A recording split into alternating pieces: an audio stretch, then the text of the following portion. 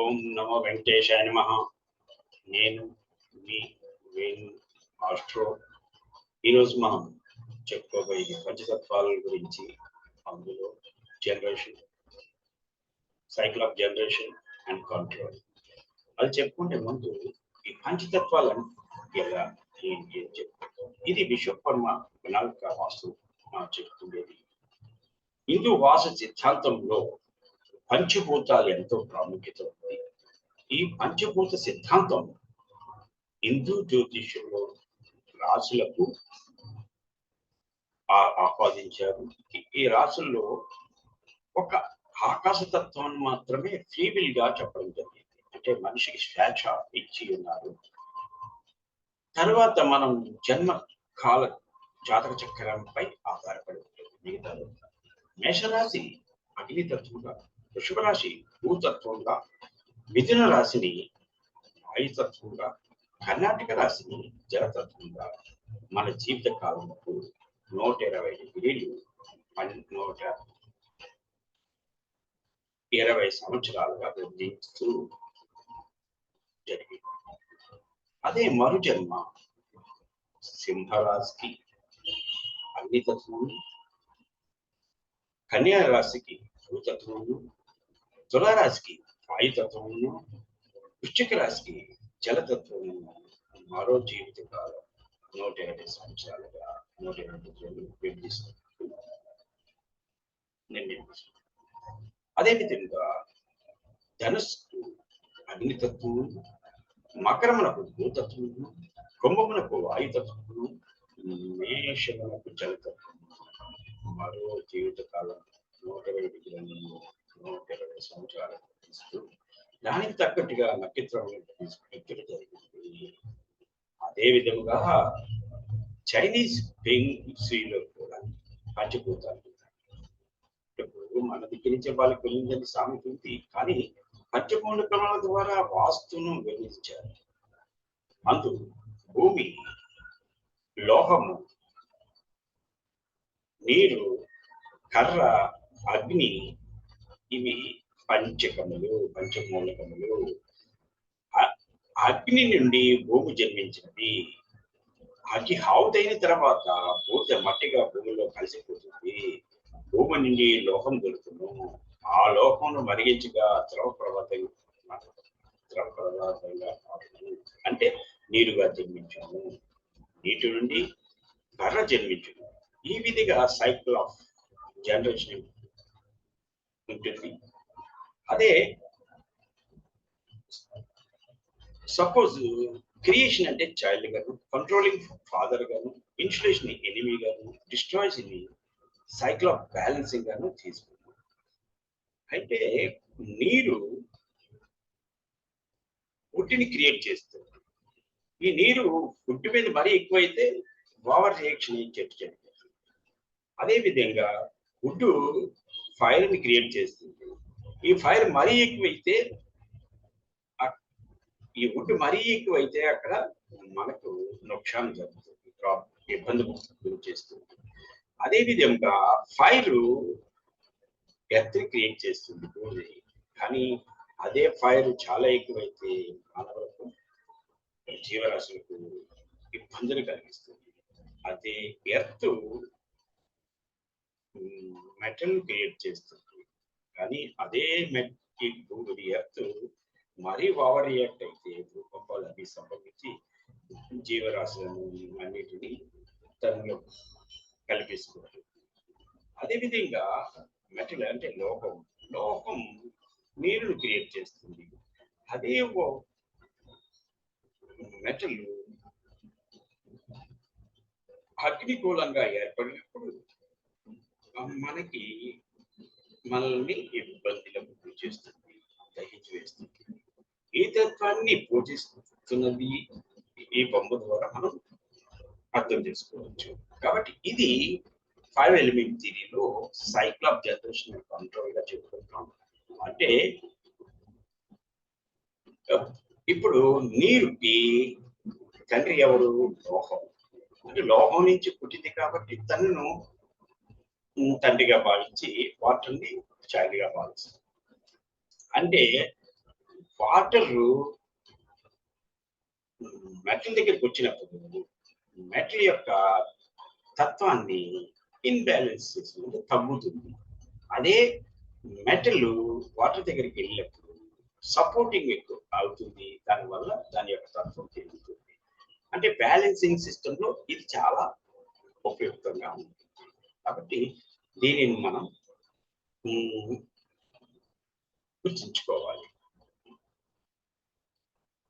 ఈ సిద్ధాంత ప్రకారంగా మనకి ఇవన్నీ అర్థమవుతాయి. అంటే ఇది ఫైర్ అంటే అగ్ని, ఇది భూమి, ఇది లోహం, ఇది నీరు, ఇది వుడ్ అంటే ఇది వుడ్, ఇది ఫైరు, ఇది ఎర్త్, ఇది లోహము, ఇది నీరు. ఇది ఈ సైకిల్ ఇలాగా ఇక్కడ వరకు కొంత అయితే క్రియేట్ అవుతుంది. మరీ పూర్తిగా అయితే ఏమవుతుంది, ఎక్కువ అయితే ఏమవుతుంది, ఓవర్ యాక్షన్ ఇబ్బందులు కలిగిస్తుంది. ఇది ఈ సైకిల్ ఆఫ్ దీనికి ఇంపార్టెంట్. మనం నెక్స్ట్ ఇది ఏమవుతుంది, ఇబ్బందిని కలిగిస్తుంది. ఎలా? ఇప్పుడు నీరు ముందే చెప్పుకున్నాం, నీరు భూమి మీదకి వస్తే ఇన్సులేషన్ చేస్తుంది. అదే భూమి మీదకి భూమి వాటర్ మీదకి ఓవర్గా వెళ్తే ఇన్బ్యాలెన్స్ అవుతుంది. ఇది సేమ్. అలాగే వాటర్ అగ్ని మీదకి వెళ్తే ఇన్బ్యాలెన్స్ వస్తుంది. అదే అగ్ని నీటిలోకి వెళ్తే ఇన్సులేషన్. ఈ విధంగా ఈ చక్రం పనిచేయచ్చు. కాబట్టి మనం దీన్ని అర్థం చేసుకుంటే చాలా నీట్గా మనం చెప్పుకోవచ్చు. ఇక్కడ గమనించవలసింది ఏంటంటే, మన ఇంట్లో దోషాలను నివారించుకునేటప్పుడు ఈ cycle of imbalance, cycle of creations ఇవన్నీ మనకు ఉపయోగపడతాయి.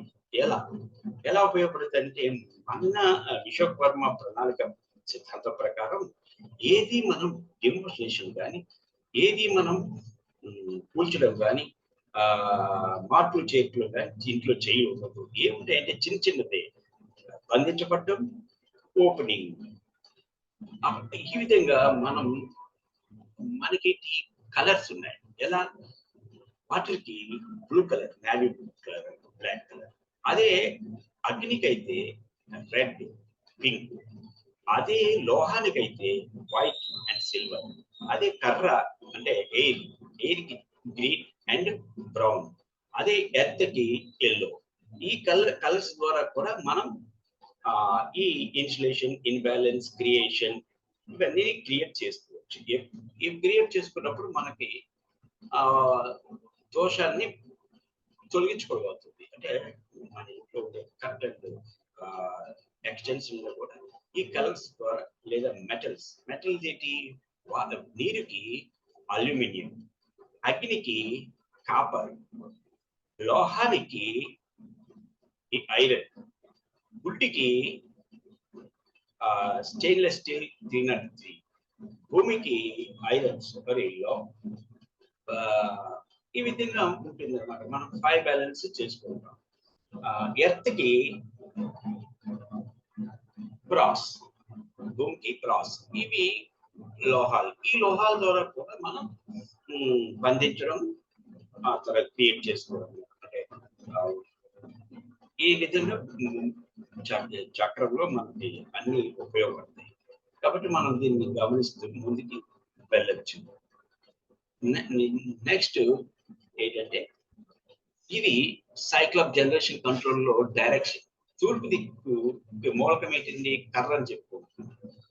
కర్ర దాని షేప్ ఏంటి, రెక్టాంగిల్. దాని రంగు ఏంటి, ఆకుపచ్చ. దాని లోహం ఏంటి, స్టెయిన్లెస్ స్టీల్. ఇది పెద్దలను, రాజకీయ నాయకులను, గొప్పవారిని, అంటే సోషల్ నెట్వర్కింగ్ ని సూచిస్తుంది. అలాగే ఆగ్నేయం, ఇది ట్రయాంగిల్ షేప్ లో ఉంటుంది. ఇది అగ్నికి మూలకము. దీనికి యొక్క లోహము కాపరు, ఎరుపు రంగుని ఇది సూచిస్తుంది. సంపద, క్యాష్ అండ్ లిక్విడిటీకి ఇది కారకత్వం. అలాగే ఇంట్లో లేడీస్ కూడా కారకత్వం. ఆ తర్వాత దక్షిణం కూడా ట్రయాంగిల్. అది కూడా అగ్ని. అది లోహం కాపర్, అక్కడ కూడా ఏపు. ఇది నేమ్ అండ్ ఫేమ్ అంటే కీర్తినిస్తుంది. ఆ తర్వాత వచ్చేది నైరుతి, స్పేర్, భూమి. ఇది స్పేర్. దీనికి ఇక లోహ కారకత్వం బ్రాసో. ఇది ఎల్లో అంటే ఎల్లో కలర్, పసుపచ్చ కలర్ ని మనకు వస్తుంది. ఇది వివాహాన్ని గురించి, మన యొక్క ఉన్న నైపుణ్యత అంటే స్కిల్స్ గురించి, మన రిలేషన్షిప్ గురించి. ఇది పితృస్థానం కూడా అంటే రాహు స్థానం కూడా. కాబట్టి ఇక్కడ మనం మన పితృదేవతలని గుర్తించుకుంటాం కాబట్టి ఆ మనం ఈ విధంగా చెప్పుకుంటున్నాం. కాబట్టి ఇది నేను